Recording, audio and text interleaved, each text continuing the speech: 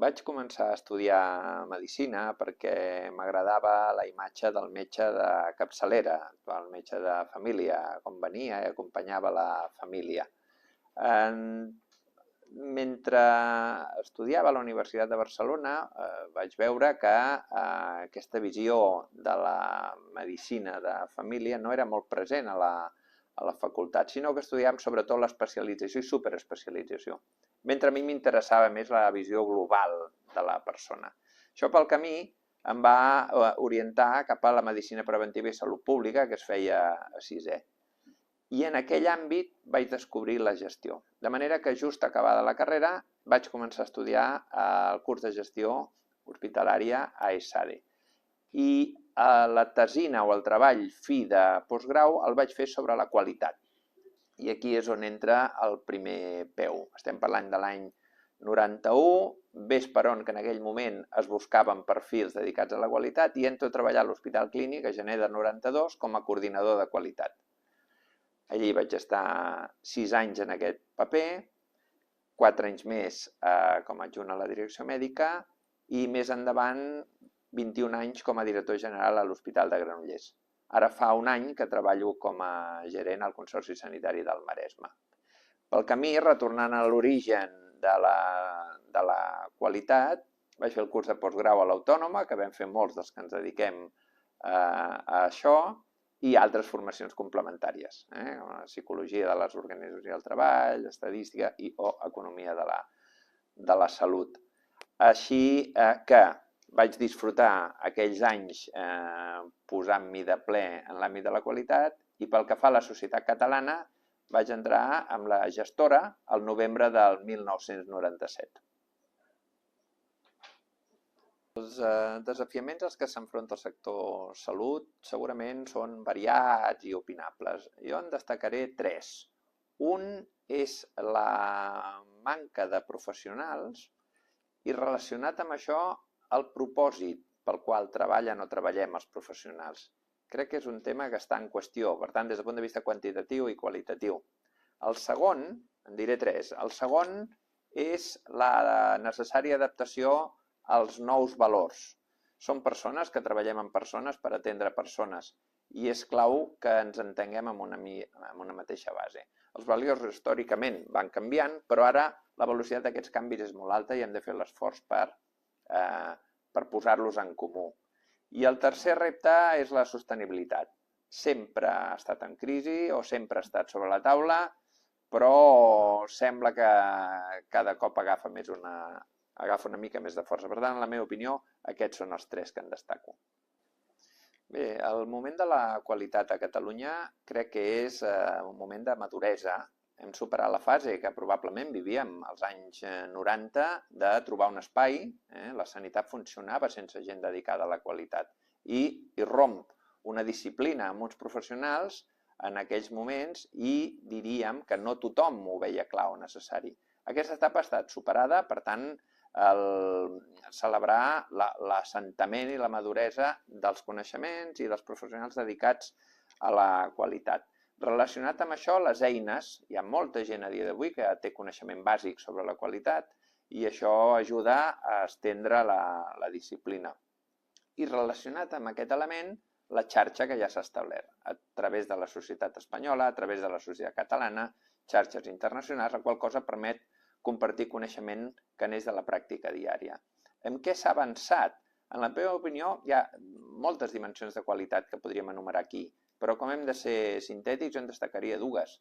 Amb la qualitat percebuda per l'usuari, s'escolta el pacient més que fa unes dècades, i en els àmbits de seguretat, on també diria que com a societat ens hem posat les piles. Els reptes que tenim al davant, a la institució on treballo ara, segurament són comuns amb altres entitats, però els enumerarem aquí. D'una banda, potenciar l'experiència del pacient, que ja va una mica més enllà de l'anàlisi de les reclamacions i del seguiment de les enquestes d'opinió. Estem parlant de projectes que toquin de ple la humanització dels espais i de l'atenció. També estem treballant d'una manera més objectiva amb acreditació i amb certificacions per tal de revisar tots els processos i detectar eventuals oportunitats de millora. No hem de parar d'estendre la cultura, perquè sabem que encara que sigui utòpic hauríem d'arribar a tots els professionals. Cadascú coneix millor que l'altre com es pot millorar la feina en el seu lloc de treball. I per tant hem de seguir estenent aquesta cultura al màxim a través de la formació i de la sensibilització. Inclouríem aquí un element del que no parlem molt en qualitat, que és la gestió del coneixement. Els espais de docència, de recerca i d'innovació, generalment creatius, s'haurien d'amalgamar una mica més amb la nostra disciplina.